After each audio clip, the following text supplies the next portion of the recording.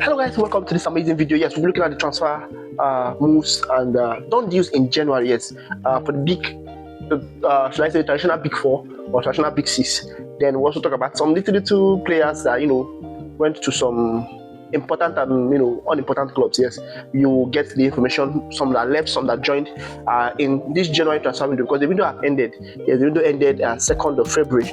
Yes, and I said that it ended that way because 31st of February was in a weekend. So deadline day does not have to be in a weekend. It has to be in a week, midweek day. So they shifted it to 2nd of February. That's how we saw that the deadline day was 2nd of February instead of 31st of January. So the window has ended. A lot of people try to do deals on the deadline. They know some clubs ahead. They know that, oh, it's deadline. If you don't do it now, you can't do it again. And it kind of rushes the clubs that want to sell. They also, just rush, to sell. That's why most people go for deadline day. Yes, this video might be a bit long because we touch a lot of other clubs. Though we'll try to make it as short as possible. Yes, we'll also look at some small players that left some clubs. But we are mostly focused on the big players, the big names that we know, of course, obviously, and the big transfer moves. So let's start with Arsenal since they're on top of the league. Yes, so don't guys say I'm an Arsenal fan because most people start saying, "Oh, this guy's an Arsenal fan." All right, January transfer done deals. Let's dive in. Yes, Arsenal did not sign any player, so there's no incoming. Yes, for Arsenal, they wanted to go for Sandro Tonali when they discovered that Mikel Merino was injured, so they could not go for him because Newcastle, they don't sell Newcastle players like that. Yes, it takes time. Just look at what happened to Isak before Isak left Newcastle. Most of their superstars, their blockbuster players, you don't buy them like that. Yes, it takes a lot of time. You negotiate, you talk ahead before the player must want to go safe. You understand? Before he can leave such and so he did not go again. So no income is there. For outgoing, we have Osman Kamara. He went to Blackburn. I think he's one of their youth players, undisclosed deal. Zinchenko, I think he was on loan to Nottingham Forest. He has now left for Ajax. The deal is undisclosed. Then Louis Copley, yes, he went for Crowley on loan. Then Ethan Nwaneri went for Marseille on loan too. Then we have Madini Kakuni. I don't know how they pronounce his name. From Grimsby. He went for Grimsby, yes, on loan too. So these are some of the academy players that are left. So we're more outgoing for Arsenal. Then for Chelsea, we have some incoming. Yes, they called some of their loan players like Mamadou Sarr. I don't know. I think it's Mamadou Sarr, but I'm saying Mamadou Sarr. So whatever. We know the guy, the black guy that is very, very huge. A defender, very, very solid defender, but he's underage. I think he's 2021 or so right now, but he's a very, very good defender. So Mamadou Sarr was recalled from Strasbourg. He was on loan and he was recalled back to Chelsea team. Then Caleb Wiley, he was on loan to Watford. He was recalled back, and Issa Alor, he was on loan to Sheffield Wednesday, and he was also recalled back. Yes, that is for incoming. Then for outgoing, Chelsea also set Axel Disasi again on loan to West Ham, Tariq George on loan to Everton, David Trifona on loan to Strasbourg. Chelsea and Strasbourg, they are like this now.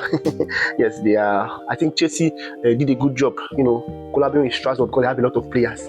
So they can easily just loan them. Well, yeah, go. When those players pick, they so yeah, come back. You understand? And then Strasbourg don't need to spend so much money to buy new players. They have a club like Chelsea that is loaning them some of their good players that are not performing at the moment. So you understand how it goes. Yes. Then we also have Aaron Anselmino. Yes, on loan to Strasbourg.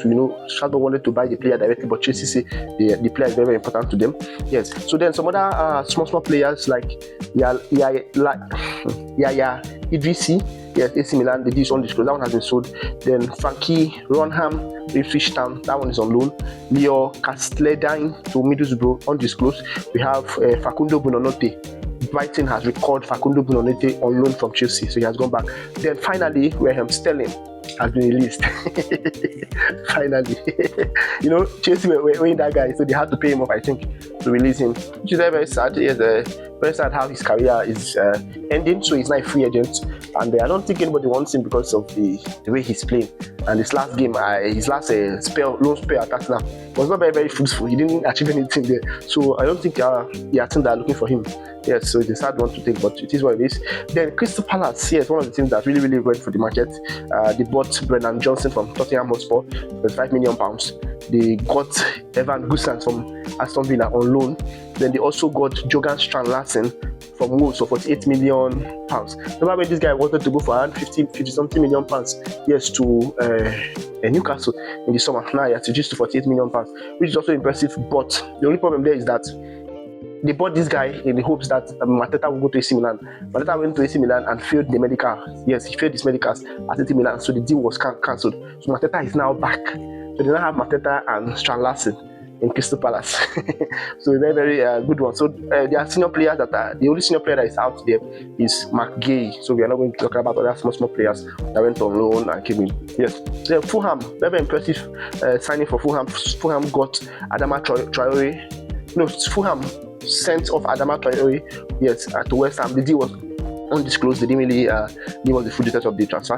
Then they bought Oscar Bob from Man City for £27 million. Yes, and I was like, why didn't any club go for Oscar Bob from Man City? You know, this guy's a good player. Why didn't any club go for him? So I was just shocked. But Fulham went for him and they got him. The guy's a very good player. He can play wing, right wing, left wing, he can play attacking midfield. So I don't even know why they didn't go for him. It is what it is. Then Leeds United, they have one big player that got in from Brighton on loan, and that is Facundo Buonanotte. It's as if Brighton went to Chelsea, we called Facundo Buonanotte and then sold him to Leeds. It doesn't make any sense, but it is what it is. We can't argue with the fact. Yes, they got him, and I think they needed him in their squad. He's a very, very good player that needs to be playing. He's not someone that will say, okay, you need to bench him. I know he's a good player and he needs to be playing. So I think they did well to get him. Yes. So we go to Liverpool. Yes. Right now Liverpool went for some players. Some players came in. Yes. They had to record their loan player. So the first person was James McConnell. I believe we know this guy very, very well. James McConnell from Ajax. Yes, he went on loan, so he has no record. We know he can play in the midfield role, defensive central midfield, and sometimes he can be shifted to the right wing defense. Yes, defensively, like a right back. Yes, but I don't think that's the main reason why they record him. I also think that's one of the reasons why they called him anyway, but might not be the main reason, because they also record Owen Beck, which is also a right-sided centre half and a right back. He can play right back and play right-sided centre half. So they have to record him from Derby County on loan. So he has his now record. Then they bought two defenders. Yes, actually, they bought this Rennes centre back, young Rennes centre back. That was the talk of the town. Yes, Jeremy Jacket. So, but he's going to come in the summer. Then they also bought another young centre back from Amite FC.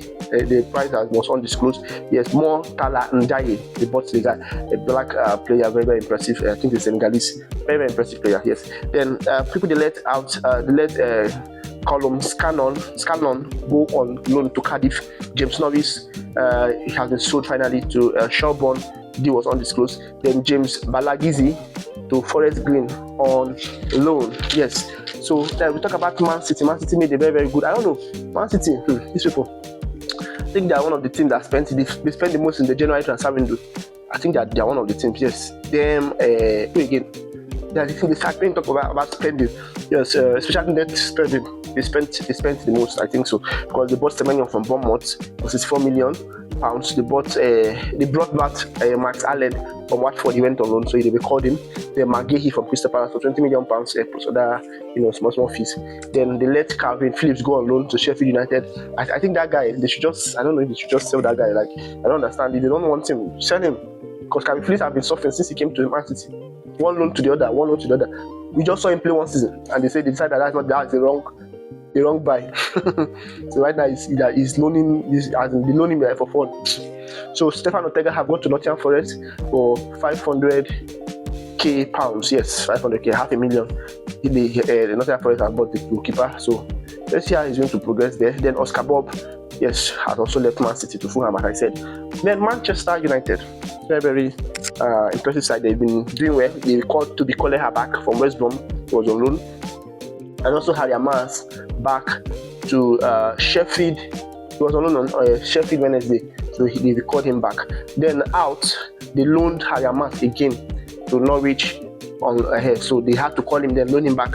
I don't know why the clubs are doing that, but this is what it is. Yes, and there's some other small players that were loaned out. Let's not really dive right into those, but some of the academy players were loaned out. They didn't loan any other person in, any senior player in, but just maybe some academy players that they brought in. Yes, and most of them were on loan.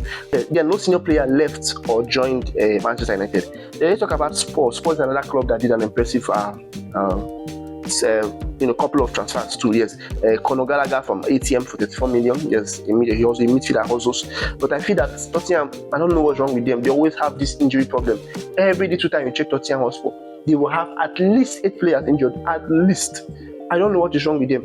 at least 8 players. Even their last game, check. This thing I'm saying is not, I'm not saying this for fun. 6 to 8. I think I've never seen 6. I've seen 8. For the last 2, since Ange Postecoglou came to Tottenham, for the last 2 to 3 seasons, if you check their bench, 8 players and above injured. The time they have a whole squad injured. I don't understand it. Within their preview, I think they have Manchester United in the weekend. You see the amount of it. Let's just say they don't have any injury until we do the preview. Then we'll know how far. Then they got Sousa, I think he's a left back from Santos, £30 million. They let Brennan Johnson go to Crystal Palace for £35 million. Yes, that's Adrian. Those are the senior players. Then another club that did an impressive transfer to was West Ham. They got Pablo Felipe from Gil Vicente for £20 million. They also got Tati Castellanos from Lazio for £25 million. Then I got Adama Traore, and then AXA, they also got Axel Disasi. Yes. So they got 4 players this transfer window, which is very, very impressive. Yes. Then outgoing Nicolas Fakok has gone to AC Milan on loan.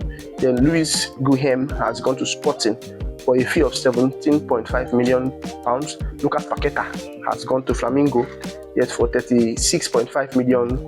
Yes, he had to let go of Lucas Paqueta because he said he wanted to go. And no big club actually came for him. Yes, I don't know why big club did not go for this guy. This guy is a very, very good player. I don't know whether because of his gambling habit or whatever, the accusation that was laid against him, and then his behavior on the field, is how he behaves when he plays football. So I think that's why. Then Andy Ivan, another player that some of us know, he has featured a couple of times for West Ham.